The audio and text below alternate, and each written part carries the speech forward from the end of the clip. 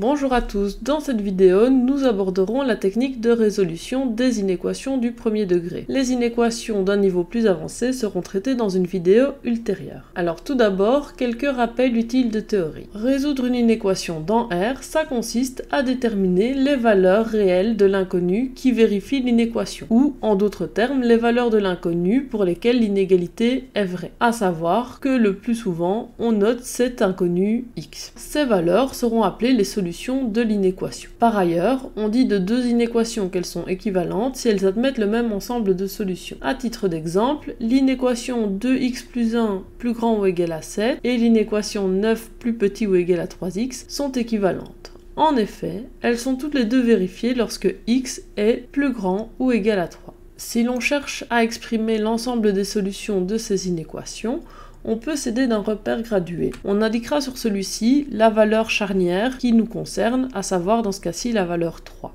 À partir de là, on constate que l'on cherche à exprimer l'ensemble des valeurs de x plus grande ou égale à 3. On peut donc accepter la valeur 3 dans l'ensemble des solutions, puisque x peut être égal à 3. Ensuite, on pourra également accepter toutes les valeurs qui sont supérieures à 3. De ce fait, si on cherche à exprimer l'ensemble des solutions de cette inéquation, il pourra s'exprimer comme l'intervalle qui va de 3 à plus l'infini, la valeur 3 étant incluse dans l'intervalle. La stratégie pour résoudre une inéquation consiste donc à réécrire à chaque étape l'inéquation sous une forme plus simple et équivalente, et ce jusqu'à ce que l'on puisse déterminer aisément son ensemble de solutions. Pour ce faire, nous pouvons nous aider des principes d'équivalence suivants. Tout d'abord, lorsque l'on ajoute ou soustrait la même valeur aux deux membres d'une inéquation, l'inéquation obtenue reste équivalente à celle de départ. De même, si l'on multiplie ou si l'on divise les deux membres d'une inéquation par un même nombre strictement positif, alors on obtient une inéquation équivalente à celle de départ. Je vous invite donc à être particulièrement vigilant quant à ce dernier principe d'équivalence. En effet, contrairement au cas des équations, qui a été traité dans une vidéo précédemment, ce principe n'est valable que lorsque l'on multiplie ou divise les deux membres d'une inéquation par un nombre réel strictement positif. Alors que dans les cas des équations, la multiplication ou la division peut être effectuée pour n'importe quel réel non nul. Nous reviendrons donc plus tard dans cette vidéo sur le cas de la multiplication ou de la division par un nombre strictement négatif. Passons directement à un premier exemple. Si nous souhaitons résoudre l'inéquation 4x-3 doit être strictement inférieure à 0, nous pouvons tout d'abord ajouter 3 dans les deux membres. De cette façon, nous sommes amenés à résoudre l'inéquation 4x doit être strictement inférieur à 3. Ensuite, en divisant les deux membres de l'inégalité par 4, nous obtenons l'inéquation x doit être strictement inférieur à 3/4.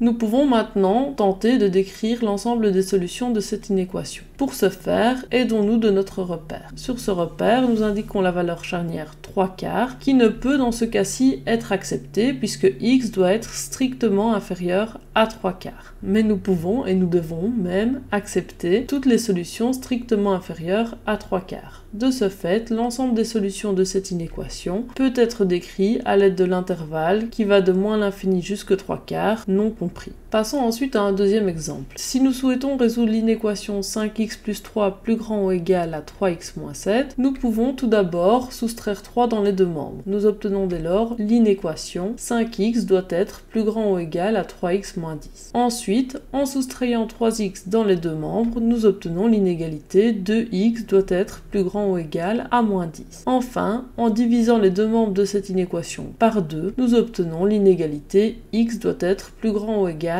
à moins 5. Pour décrire l'ensemble des solutions de cette inéquation, nous pouvons de nouveau nous aider de notre repère sur lequel nous indiquons la valeur charnière moins 5. Nous pouvons accepter cette valeur puisque dans ce cas-ci, l'égalité est autorisée et nous devons ensuite considérer toutes les valeurs qui sont plus grandes que moins 5. De ce fait, l'ensemble des solutions de cette inéquation correspond à l'intervalle qui va de la valeur moins 5 comprise à plus l'infini. Intéressons-nous maintenant au cas de la multiplication ou de la division des deux membres d'une inéquation par un même nombre strictement négatif. Considérons tout d'abord cet exemple numérique. Nous savons que 1 est strictement plus petit que 3. Dès lors, que se passe-t-il lorsque l'on multiplie les deux valeurs 1 et 3 par moins 2 ? Nous obtenons dans ce cas-ci respectivement moins 2 et moins 6. Or, dans ce cas-ci, si l'inégalité doit rester vraie, nous devons signaler que la valeur moins 2 est strictement plus grande grande que la valeur moins 6. Tentons d'expliquer ce phénomène de manière informelle grâce à notre repère gradué. Si nous plaçons successivement les valeurs 1 et 3 sur ce repère, nous constatons que leurs images, moins 2 et moins 6, s'ordonnent dans l'autre sens. Cela s'explique en réalité à cause de la symétrie des graduations du repère par rapport à 0. Nous pouvons également expliquer ce phénomène de manière plus formelle. En effet, si l'on se concentre sur l'opération effectuée entre la première et la deuxième étape, nous constatons que l'opération effectuée est une multiplication de facteur moins 2. Intéressons-nous dès lors à la fonction correspondant à cette opération, à savoir la fonction qui a un élément x associe cet élément x multiplié par un facteur moins 2. Cette fonction est représentée dans le repère ci-contre. Ainsi, si l'on s'intéresse aux valeurs 1 et 3 ainsi qu'à leur image respective par la fonction, nous sommes forcés de constater que si la valeur 1 est strictement plus petite que 3, leurs images respectives, en revanche, sont ordonnées dans l'autre sens. Autrement dit, la valeur moins 2 est, elle, strictement plus grande que la valeur moins 6. Ce phénomène s'explique en réalité par le fait que la fonction f est strictement décroissante. En conclusion, lorsque l'on multipliera ou divisera les deux membres d'une inéquation par un nombre strictement négatif, si l'on souhaite conserver une inéquation équivalente, il sera nécessaire de changer le sens de l'inégalité considérée. Comme cela a été dit, ce phénomène ne se limite pas aux multiplications et aux divisions par un nombre strictement négatif, mais en réalité se généralisera à l'application de n'importe quelle fonction strictement décroissante. Toutefois, dans le cadre de cette vidéo et des inéquations de degré 1, les seules fonctions strictement décroissantes que nous appliquerons correspondront effectivement à des multiplications ou à des divisions par un nombre réel strictement négatif. Poursuivons par un exemple. Si nous cherchons à résoudre l'inéquation 2x-4 strictement plus petit que 5x plus 2, nous pouvons tout d'abord ajouter 4 dans les deux membres de cette inéquation. De ce fait, nous obtenons l'inégalité 2x strictement plus petit que 5x plus 6. Ensuite, en soustrayant 5x dans les deux membres, nous obtenons l'inéquation moins 3x doit être strictement plus petit que 6. Pour isoler x dans cette inéquation, nous devons alors diviser les deux membres de cette inéquation par moins 3, ce qui nous rend l'inéquation x doit être strictement plus grand que moins 2.